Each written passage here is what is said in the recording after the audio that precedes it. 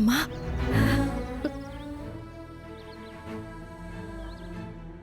అమ్మా తీసుకో అమ్మా. నాకేం వద్దు బంగారి. ఏమ్మా? మనసుకి చాలా కష్టంగా ఉంది. ఏంటమ్మా పాతవన్నీ గుర్తొచ్చాయా? అవును బంగారి, 25 ఏళ్ల క్రితం మా అమ్మ ఈ ఊర్లో ఎన్నో కష్టాలను ఎదుర్కొని ఎన్నో అవమానాల్ని సహించింది. ఈ ఊరు గుడికి మమ్మల్ని అందరినీ తీసుకుని అమ్మవారి దర్శనానికి వెళ్ళాం. మా అమ్మ సాధించిన విజయాలు చూసి ఊరి వాళ్ళందరూ మా అమ్మకి అగ్రతాంబూలం ఇవ్వాలని నిర్ణయించుకున్నారు. రే రవి, అత్త నిన్ను ఎంతసేపు ఎత్తుకునే ఉండాలా? అత్తకి నడుము నొప్పి రాదా?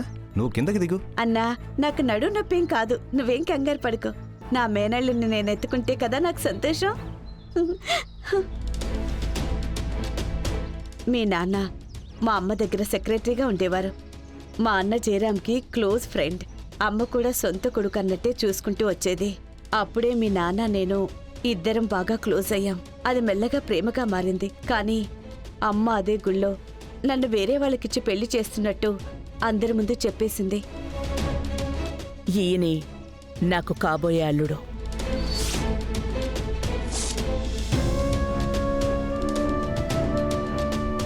అప్పుడే నేను చచ్చిపోదాం అనుకున్నాను. జయ, నువ్వు చచ్చిపోదామని నిర్ణయించుకున్నావా? మరి నేను బతికి మాత్రం ఏం సాధిస్తాను? అదేదో ఇద్దరం కలిసి చచ్చిపోదా? అమ్మా జయ, ఏంట్రా ఇది? ఏంట్రా ఇలాంటి పిచ్చి పని చేస్తున్నారు? రా కిందకి దిగు. దిగమ్మా కిందకి దిగు. అన్నా, నన్ను క్షమించన్నా. మమ్మల్ని ఇంకేం చేయమంటావు? ఝాన్సీ అమ్మ నిర్ణయించేసుకుంది. ఆవిడ నిర్ణయం ఎవరైనా మార్చగలరా? జయ కూడా మనసు మార్చుకునేట్టు కనబడడం లేదు. ఒక్క నిమిషం, నాతో రండి. రత్నం, ఇది అమ్మవారి మెడలో తాళి, ఇది మా చెల్లి మెడలో కట్టు. ఏంటిది? కట్టరా. అమ్మా జయ, రత్నానికి నువ్వైనా తాళి కట్టమని చెప్పమ్మా.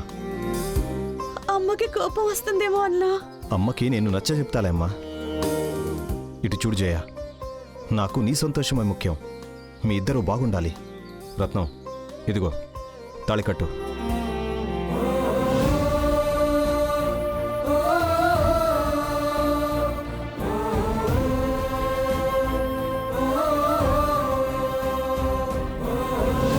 ఇప్పుడు మీరిద్దరూ కొద్దిసేపు అయ్యాక రండి.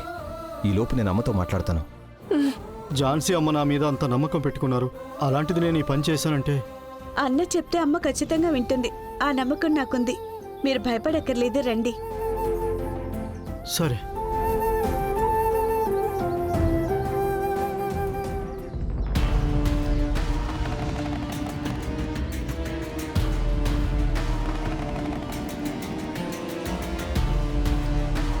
అయ్యా అయ్యా, మన ఝాన్సీ అమ్మగారి కూతురు వాళ్ళ ఇంటి పనివారితో వెళ్ళిపోయిందంటయ్యా.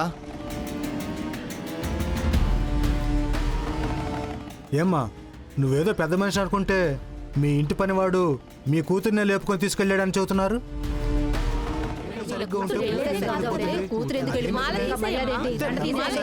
ఏమైనా నిలబడుతుంది.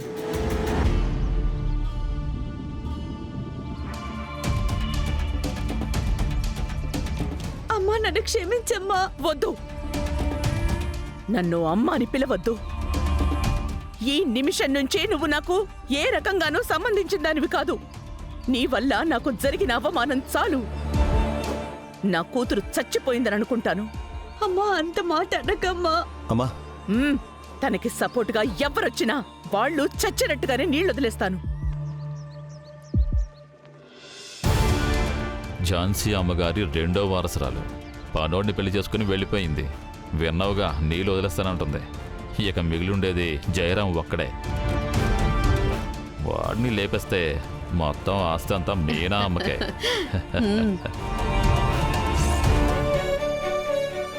వదిలేయమ్మా, అంతా కొద్ది రోజుల్లో సర్దుకుంటుంది. లేదు బంగారి, తనకి మీ అమ్మమ్మ గురించి తెలిసినప్పటి నుంచి మనం ఎందుకు ఇక్కడుండి కష్టపడాలి? మనం వెంటనే అమ్మమ్మ దగ్గరికి వెళ్ళిపోదామని ఒకటే గొడవ చేస్తుంది బంగారి. అమ్మ నా మీద ఎంత కోపంతో ఉందో. ఇప్పటి వరకు నేను అమ్మకి ద్రోహం చేశానని అనుకుంటుంది. అమ్మ నా పేరు కూడా చెప్పడానికి ఇష్టపడటం లేదు. అలాంటప్పుడు మనం అక్కడికి ఎలా వెళ్తాం చెప్పు? సర్లే అమ్మా, తనుకి నచ్చ చెప్పి చూద్దాం. అది ఒక్కటే కాదు ఆవిడ కోపానికి కారణం.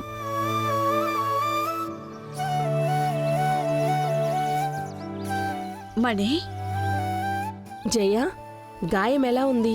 ఇంకా నొప్పిగానే ఉందా? మాత్ర వేసుకున్నాను, కానీ కొంచెం నొప్పిగా ఉంది. ఇంకా ఏముంది మనమ్మ? అది మాత్రం కోపానికి కాదు అంటున్నా. ఝాన్సీ అమ్మకి ఇంకా ఏం కోపం ఉంది? రవి వాళ్ళ నాన్నగారిని చంపాలని చూసింది మీ నాన్న శేషారత్నమే అని వాళ్ళు ఇంకా నమ్ముతున్నారు. అయ్యో, ఏమంటున్నావు మణి?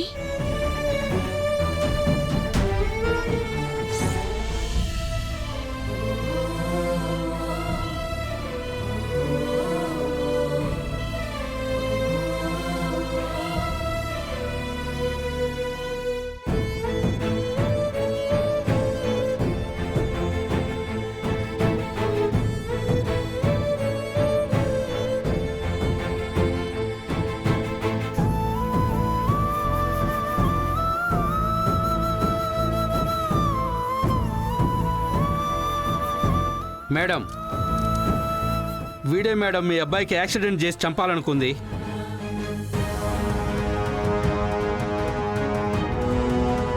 ఏయ్ చెప్పరా, నిజం చెప్పు. ఎందుకు ఇంత పనిచేశావు? నా కొడుకు నీకు ఏం ద్రోహం చేశాడు? ఎందుకు చెప్పు, ఎందుకు ఇంత పనిచేశావు? ఎవరు నిన్ను పని చేయమన్నారు? మీ అల్లుడే అమ్మా. నాకు డబ్బులు ఇచ్చి చేయమన్నారమ్మా. నేను డబ్బులకు ఆశపడి ఈ తప్పు చేశానమ్మా. నన్ను క్షమించండి అమ్మా. చూసారా అత్తయ్య, మీరు ఆ రత్నం మీద ఎంత నమ్మకం పెట్టుకుని ఉన్నారు. అసలు ఏ అడ్రస్సు లేని వాడికి ఆధారమై మీరు నిలబడ్డారు. ఆ కృతజ్ఞత వాడికి ఏమాత్రమూ లేకుండా వాడు మన జయని తీసుకెళ్ళిందే కాకుండా మన జయరామును కూడా చంపాలనుకుంటున్నారు. చూస్తున్నారా?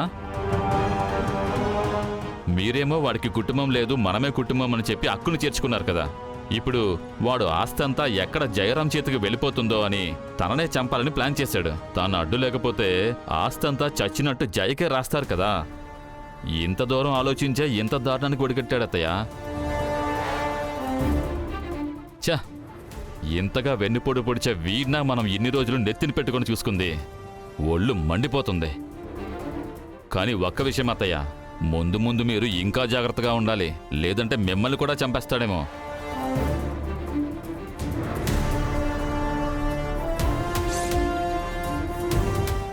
లేదు, అదంతా నిజం కాదు. మా ఆయన అలా చేయరు. బంగారి, చూసావా ఎలాంటి నిందలు వేస్తున్నారు? అయ్యో దేవుడా!